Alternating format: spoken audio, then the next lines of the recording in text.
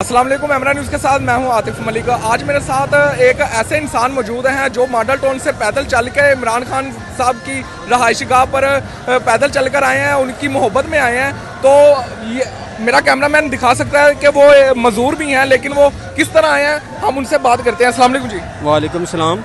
आप इस हालत में भी इमरान खान साहब के पास आए हैं, तो क्या यानी कि वजह है? इसलिए कि वो हक पे है, इमरान हक पे है, खान साहब हक पे हैं, इसलिए आए हैं।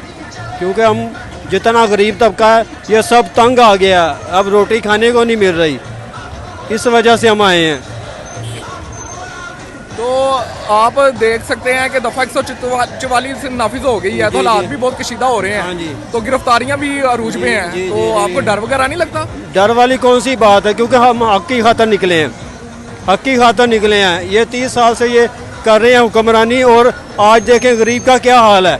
इनको यही नहीं पता कि गुर्बत क्या होती है। तो अगर हालात वगैरह खराब हो जाते हैं तो क्या आपका लाया अमल होगा? कोई लाया अमल नहीं होगा, इंशाल्लाह ताला इधर ही रहेंगे, हम नहीं भागेंगे। क्योंकि मैं मार्शल आर्ट का प्लेयर हूँ, ब्लैक बेल्ट हूँ मैं, ठीक है, और नेशनल चैंपियन हूँ मैं नहीं भागता। तो आपने बताया कि आप पैदल चल के आए हैं। जी, पैदल तो चल के आया पैदल हूँ। आने की क्या वजह थी? पैदल वजह है कि खान साहब की मोहब्बत में। तो मॉडल टाउन से इधर तक जुमान पार्क पैदल चल के आ गए? हाँ जी, इधर से, और आगे जितने कंटेनर लगे हुए हैं, आगे बहुत ज़्यादा लंबा रास्ता तय करना पड़ा है। हम गढ़ी चौक की तरफ से पैदल आए हैं। इमरान खान साहब को क्या कहेंगे? इमरान साहब को यही कहेंगे कि इमरान साहब वी आर टुगेदर, हम सब इकट्ठे हैं और हम आपके साथ रहेंगे इंशाल्लाह ताला, और आप अपने हक पे डटे रहें।